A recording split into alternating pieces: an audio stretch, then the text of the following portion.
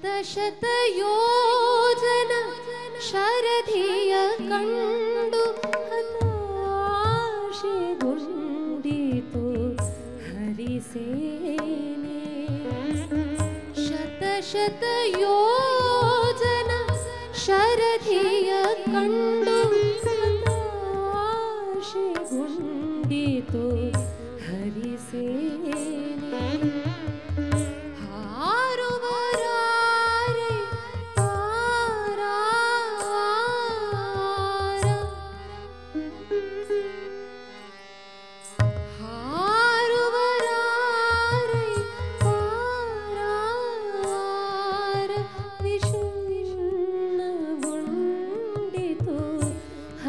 ಪರಿವಾರ ವಿಷಣ್ಣ ಕೊಂಡಿತು ಹರಿ ಪರಿವಾರ.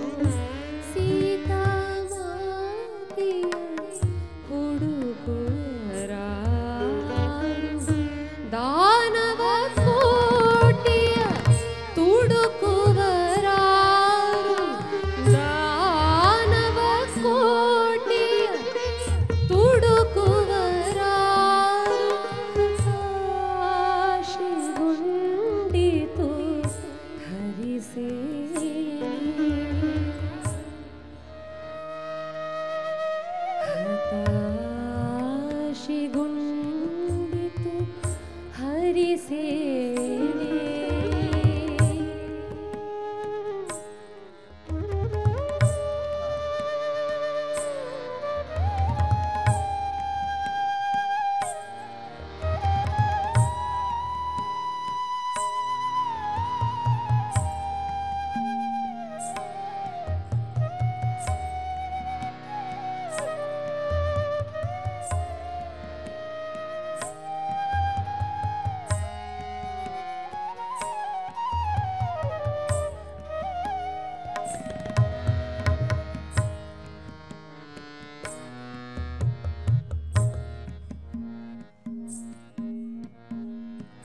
अगाध शरधि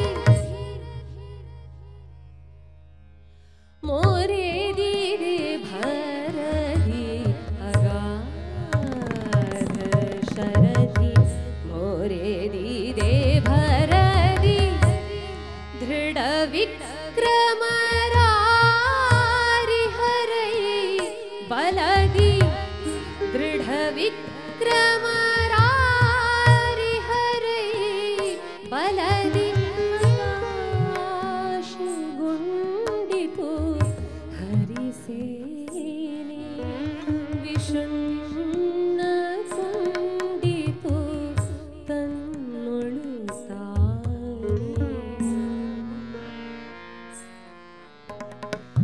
ಹತಾಶೆಗೊಂಡಿತು ಹರಿಸೇನೆ. ವಿಷಣ್ಣ ವಿಷಣ್ಣ ಕೊಂಡಿತು ವಿಷಣ್ಣ ಕೊಂಡಿತು.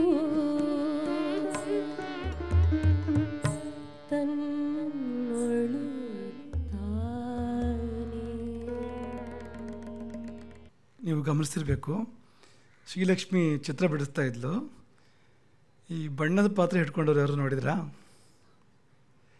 ಹಿರಿಯ ಕಲಾವಿದರು ಆಕೆಗೆ ಸಹಾಯಕ್ಕಾಗಿ ನಮ್ಮ ಅಶೋಕ ಗೋಪಿ ಅಂತವರು ಬಣ್ಣ ಹಿಡ್ಕೊಂಡು ನಿಂತ್ಕೊಂಡಿದ್ರು ಅಂತ. ಮಕ್ಕಳಿಗೆ ಕರೀಲಿಕ್ಕೆ ತುಂಬ ಇದೆ ಅಲ್ಲಿ. ನಾವು ಕುಮಾರಿ ಶ್ರೀಲಕ್ಷ್ಮಿ ಆರ್ಯ ಗುರುಕುಲದವಳು. ಆಕೆ ಬಹಳ ಬೇಗ ಬಹಳ ಚಂದದ ಚಿತ್ರವನ್ನು ಬಿಡಿಸಿದ್ದಾಳೆ. ನೀರ್ನಳ್ಳಿಯವರು ನೋಡಿದರೆ ಮೆಚ್ಚುತ್ತಾರೆ ಅದನ್ನು. ಅಂಥ ಚಿತ್ರವನ್ನು ಆಕೆ ಬಹಳ ಬೇಗನೆ ಬಹಳ ಕಡಿಮೆ ಸಮಯದಲ್ಲಿ ಬಣ್ಣದಲ್ಲಿ ಬಿಡಿಸಿದ್ದಾಳೆ. ನೀರ್ನಳ್ಳಿಯವ್ರ ಚಿತ್ರ ಅಂತೂ ನೋಡ್ತಾನೆ ಇದ್ದೀರಿ ನೀವು, ಅದಕ್ಕೆ ಜೀವ ಇರ್ತದೆ. ನೀರ್ನಳ್ಳಿಯವರು ಬಿಡಿಸಿದ ಚಿತ್ರಗಳಿಗೆ ಅದಕ್ಕೆ ಶಬ್ದಗಳಿಲ್ಲ ಅದನ್ನು ವರ್ಣನೆ ಮಾಡೋದಕ್ಕೆ. ಆಯಿತು, ನಾವೇನೋ ಸಮಾಧಾನದಲ್ಲಿದ್ದೇವೆ, ಇಲ್ಲಿ ಖುಷಿ ವಾತಾವರಣ ಇದೆ. ಆದರೆ ಅವರ ಪರಿಸ್ಥಿತಿ ಏನು? ವಾನರ ವೀರರ ಪರಿಸ್ಥಿತಿ ಏನು? ಭಯಗೊಂಡಿದ್ದರು, ಆತಂಕಗೊಂಡಿದ್ದರು. ಸಮುದ್ರದ ಉದ್ದ ಮತ್ತು ಆಳ, ಅದರೊಳಗೆ ಇರ್ಬೋದಾಗಿರ್ತಕ್ಕಂಥ ಭೂತಾಕಾರವಾಗಿರ್ತಕ್ಕಂಥ ಜಲಚರ ಜಂತುಗಳು ಇವನ್ನು ಎಣಿಸಿದಾಗ ಜ್ವರ ಬಂತು ಅವರಿಗೆ. ಹಾರಿ ಪೂರೈಸುವಂಥದ್ದಲ್ಲ, ಸೇತುವೆ ಕಟ್ಟಲಿಕ್ಕೆ ಸಾಧ್ಯ ಇಲ್ಲ. ಹಾರಿ ಮಧ್ಯದಲ್ಲಿ ಬಿದ್ದರೆ ಕೊಲ್ಲಲಿಕ್ಕೆ ನೀರೇ ಸಾಕು, ಮತ್ತು ಬೇರೆ ಏನೂ ಬೇಕು ಅಂತಿಲ್ಲ. ನೀರು ಸಾಲದು ಅನ್ನೋದಕ್ಕೆ ಅಲ್ಲಿ ಬೇಕಾದಷ್ಟು ಕ್ರೂರ ಜಂತುಗಳಿದ್ದಾವೆ. ಎಣಿಸಿ ಆ ಕಪಿಗಳೆಲ್ಲ ಕಂಗಾಲಾದಾಗ ಅವರನ್ನು ಸಂತೈಸ್ತಾನೆ ಅಂಗದ. ವಿಷಾದಗೊಳ್ಬೇಡಿ, ಅದು ಕೊಂದುಬಿಡ್ತದೆ ನಮ್ಮನ್ನು, ವಿಷಾದವೇ ನಮ್ಮನ್ನು ಸೋಲಿಸಿಬಿಡ್ತದೆ, ಧೈರ್ಯ ತಾಳಿ ಸಮಾಧಾನದಲ್ಲಿರಿ ಎಂಬುದಾಗಿ ಕಪಿವೀರರನ್ನು ಅಂಗದನ್ನು ಸಂತೈಸುವ ಹೊತ್ತಿಗೆ ಸೂರ್ಯಾಸ್ತವಾಯಿತು. ರಾತ್ರಿ ಕಪಿಗಳ ಪಾಲಿಗೆ ಅದು ಭಯ ಆತಂಕಗಳ ರಾತ್ರಿ. ಇದು ಯಾರೂ ಸರಿಯಾಗಿ ನಿದ್ದೆ ಮಾಡಿರಲಿಕ್ಕಿಲ್ಲ. ಅಂಥ ರಾತ್ರಿ ಕಳೆದಿದೆ, ಬೆಳಗಾಗಿದೆ. ಅಂಗದನು ವಾನರ ವೀರರು ಸಭೆಯನ್ನು ಕರೀತಾನೆ.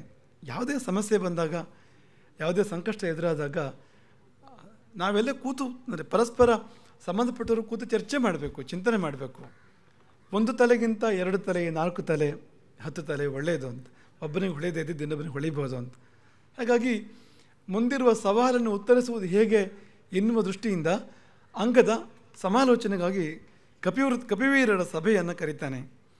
ಆ ಸಭೆಯನ್ನು ನಿಯಂತ್ರಣ ಮಾಡೋದಕ್ಕೆ ಇಬ್ಬರಿಗೆ ಮಾತ್ರ ಸಾಧ್ಯ ಇದೆಯಂತೆ. ವಾಲ್ಮೀಕಿಗಳು ಹೇಳ್ತಾರೆ, ಅನ್ಯತ್ರ ವಾಲಿತನಯಾತ್ ಅನ್ಯತ್ರ ಚ ಹನುಮತಃ. ವಾಲಿಪುತ್ರ ಅಂಗದ, ವಾಯುಪುತ್ರ ಹನುಮಂತ, ಇವರಿಬ್ಬರನ್ನು ಬಿಟ್ಟರೆ ಮತ್ತಾರಿಗೂ ಆ ಸಭೆಯನ್ನು ನಿಯಂತ್ರಣ ಮಾಡೋದಕ್ಕೆ ಸಾಧ್ಯ ಇಲ್ಲ. ಹೇಳಿ ಕೇಳಿ ವಾನರಡು, ಸಾಲದ್ದಕ್ಕೆ ಬಲಶಾಲಿಗಳು ಬೇರೆ. ಹಾಗಾಗಿ ನಿಯಂತ್ರಣ ಮಾಡಲಿಕ್ಕೆ ಸಾಧ್ಯ ಇಲ್ಲ. ಆದರೆ ಅಂಗದನ ನೇತೃತ್ವದಲ್ಲಿ ಆ ಸಭೆಯು ವ್ಯವಸ್ಥಿತವಾಗಿ ನಡೀತಾ ಇದೆ. ಮೊದಲು ಅಂಗದ ಮಾತನಾಡ್ತಾನೆ. ಕಪಿ ವೃದ್ಧರನ್ನು ಮತ್ತು ಇಡೀ ಕಪಿ ಸೈನ್ಯವನ್ನು ಗೌರವಿಸಿ ಆಧರಿಸಿ ಈ ಮುಂದಿನ ಮಾತುಗಳನ್ನು ಅಂಗದ ಹೇಳ್ತಾನೆ. ಏನಪ್ಪ ಅಂದರೆ, ಇದಾನೀಂ ಮಹಾತೇಜ ಲಂಘಯಿಷ್ಯತಿ ಸಾಗರಂ. ಸಾಗರವನ್ನು ಲಂಘಿಸ್ತಕ್ಕಂಥ ಮಹಾ ತೇಜಸ್ವಿ ಯಾರು ನಮ್ಮೊಳಗೆ? ಮುಂದೆ ಬರಲಿ ಅವನು. ಸುಗ್ರೀವನನ್ನು ಸತ್ಯಸಂಧನನ್ನಾಗಿ ಮಾಡುವವನು ಯಾರು? ರಾಮನಿಗೆ ಸುಗ್ರೀವನು ಕೊಟ್ಟ ಮಾತನ್ನು ಉಳಿಸುವವನು ಯಾರು? 100 ಯೋಜನದ ಸಮುದ್ರವನ್ನು ಹಾರುವವನು ಯಾರು? ಬನ್ನಿ ಮುಂದೆ. ಈ ಎಲ್ಲ ಕಪಿಗಳಿಗೆ ಜೀವವನ್ನು ಕೊಡುವವನು ಯಾರು? ಮೃತ್ಯುದಂಡದ ಭಯವನ್ನು ನಿವಾರಿಸಿ ಈ ಎಲ್ಲ ಕಪಿಗಳಿಗೆ ಬದುಕನ್ನು ಕೊಡುವಂಥ ಆ ಮಹಾತ್ಮ ಯಾರು? ಯಾರ ಪ್ರಭಾವದಿಂದಾಗಿ ನಾವೆಲ್ಲ ಮತ್ತೆ ಹೆಂಡರು ಮಕ್ಕಳನ್ನು ಕಾಣಬಹುದು, ಮತ್ತೊಮ್ಮೆ ಮನೆ ಸೇರಬಹುದು? ಇದೆಲ್ಲ ಬಿಟ್ಬಿಡಿ. ಕೊನೆಗೆ ಅಂಗದ ಹೇಳ್ತಾನೆ, ಯಾವ ಮಹಾವೀರನ ಮಹಾಸಾಹಸದ ಫಲವಾಗಿ ನಾವು ಮತ್ತೆ ರಾಮನ ಮುಖ ನೋಡಬಹುದು, ಲಕ್ಷ್ಮಣನ ಮುಖ ನೋಡಬಹುದು, ಸುಗ್ರೀವನನ್ನು ಕಾಣಬಹುದು. ವಿಶ್ವಾಸದಿಂದ, ಸಂತೋಷದಿಂದ ಮತ್ತೊಮ್ಮೆ ರಾಮನ ಸಮ್ಮುಖಕ್ಕೆ ಹೋಗಬೇಕು ನಾವು. ಅಂಥ ಅವಕಾಶವನ್ನು ಕೊಡುವವನು ಯಾರು? ಈ ಮಾತು ಹೃದಯ ತಟ್ಟುವಂಥದ್ದು. ಅಂಗದ ಹೇಳ್ತಾನೆ ಕೊಟ್ಟ ಕೊನೆಯಲ್ಲಿ, ನಿಮ್ಮಲ್ಲಿ ಯಾರಾದರೂ ಸಮುದ್ರವನ್ನು ಹಾರಿ ದಾಟುವಲ್ಲಿ ಸಮರ್ಥನಿದ್ದರೆ ಮುಂದೆ ಬನ್ನಿ, ನಮಗೆಲ್ಲ ಪವಿತ್ರವಾದ ಅಭಯ ದಕ್ಷಿಣೆಯನ್ನು ಕೊಡಿ.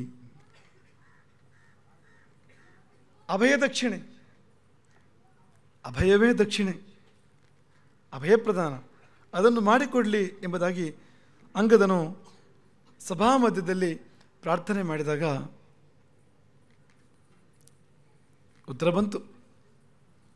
ಏನು ಉತ್ತರ ಅಂದರೆ ನಿರುತ್ತರವೇ ಉತ್ತರ. ಇಡೀ ಸಭೆಯಲ್ಲಿ ನಕಶ್ಚಿತ್ ಕಿಂಚಿತ್ ಬ್ರವೀತ್, ಯಾರೂ ಏನೂ ಮಾತಾಡಲಿಲ್ಲ. ಯಾಕೆಂದರೆ ಯಾರಿಗೂ ಆ ಧೈರ್ಯ ಇಲ್ಲ. ಸಮುದ್ರವನ್ನು ಹಾರಿ ದಾಟುವ ಧೈರ್ಯ ಅಲ್ಲಿರುವ ಕಪಿಗಳಲ್ಲಿ ಯಾರಿಗೂ ಇಲ್ಲ. ನಮ್ಮ ನೀರಿನಲ್ಲಿರುವ ಬರೆದ ಚಿತ್ರದಂತೆ ಆಗಿಬಿಡ್ತಂತೆ ಸೈನ್ಯ. ಸ್ಥಿಮಿತೇವಾಭವೋತ್ಸರ್ವ ತತ್ರ ಸಹ ಹರಿವಾಹಿನಿ, ಅಲ್ಲಾಡಲಿಲ್ಲ. ಚಿತ್ರ ಬರೆದಿಟ್ಟರೆ ಚಿತ್ರದಲ್ಲಿ ಇರುವ ಸೈನ್ಯ ಅಲ್ಲಾಡ್ತದ? ಇದ್ದ ಹಾಗೆ ಇರ್ತದಲ್ವ. ಚಿತ್ರಾರ್ಪಿತವಾದ ಸೇನೆಯಂತೆ ಆಗಿಬಿಡ್ತು ಆ ಕಪಿಸೇನೆ, ನಿಶ್ಶಬ್ದವಾಗಿಬಿಡ್ತು, ಅಲುಗಾಡಲಿಲ್ಲ ಯಾರೂ ಕೂಡ. ಅಂಗದನಿಗೆ ಏನು ಮಾಡಬೇಕು ಅಂತ ಅರ್ಥ ಆಗಲಿಲ್ಲ, ಯಾರೂ ಮಾತಾಡ್ತಾ ಇಲ್ಲ. ಸಮಸ್ಯೆ ಮುಂದಿದೆ. ಮತ್ತೊಮ್ಮೆ ಅಂಗದನ ಹೇಳ್ತಾನೆ, ನೀವ್ಯಾರೂ ಯಾವುದಕ್ಕೂ ಕಡಿಮೆ ಅಲ್ಲ ಅಲ್ವಾ? ನೀವೆಲ್ಲ ಬಲವಂತರು ಮಾತ್ರವಲ್ಲ, ಬಲಶಾಲಿಗಳಲ್ಲಿ ಶ್ರೇಷ್ಠರು ನೀವು, ದೃಢವಿಕ್ರಮರು ನೀವು. ದೊಡ್ಡ ದೊಡ್ಡ ಕುಲದಲ್ಲಿ ಹುಟ್ಟಿದ್ದೀರಿ, ಎಂತೆಂಥ ತಂದೆ ತಾಯಿಗಳ ಮಕ್ಕಳಾಗಿದ್ದೀರಿ ನೀವು, ದೇವತೆಗಳ ಗಂಧರ್ವರ ಯಕ್ಷರ ಪುತ್ರರಾಗಿದ್ದೀರಿ ನೀವು.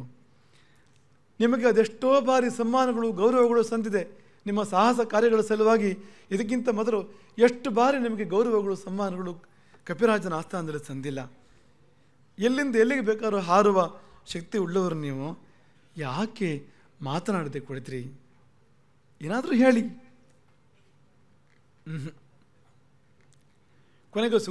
ಕೊನೆಗೆ ಅಂಗದ ಹೇಳ್ತಾನೆ, ಹೋಗಲಿ, ಸಮುದ್ರ ಹಾರುವ ಶಕ್ತಿ ನಿಮಗೆ ಇದೆಯೋ ಇಲ್ವೋ, ಎಷ್ಟಿದೆ ಅಷ್ಟನ್ನಾದರೂ ಹೇಳಿ.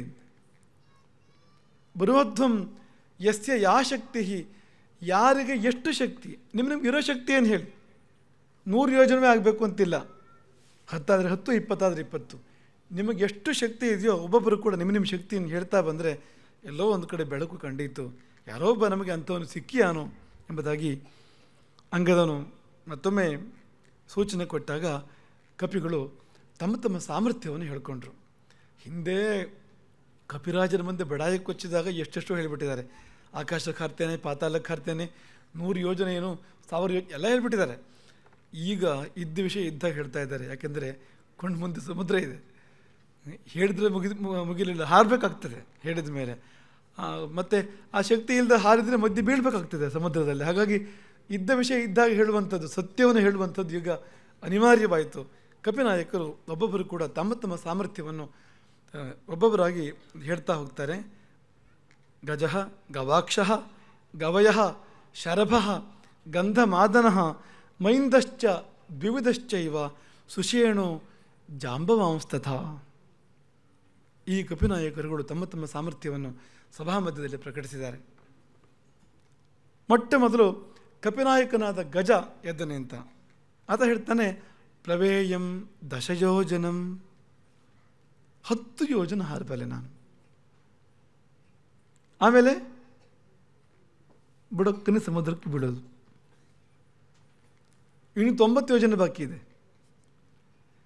ಗಜನದು 10 ಯೋಜನ, ಗವಾಕ್ಷ ಎದ್ದನೆ ಅಂತ ನಾನು 20 ಯೋಜನ ಹಾರಬಲ್ಲೆ. ಗವಾಕ್ಷೋ ಯೋಜನಾನ್ಯಾಹ ಗಮಿಷ್ಯಾಮೀತಿ 20, ದುಪ್ಪಟ್ಟು ಗಜನ. ಆದರೆ ಗುರಿ ಮುಟ್ಟುವುದಕ್ಕೆ ಸಾಲದು. ಈಗ ಗವಯ ಎದ್ದನೆ ಅಂತ ಆತ ಹೇಳ್ದ, 30 ಗಮಿಷ್ಯಾಮಿ, ನಾನು 30 ಯೋಜನ ಹಾರಬಲ್ಲೆ,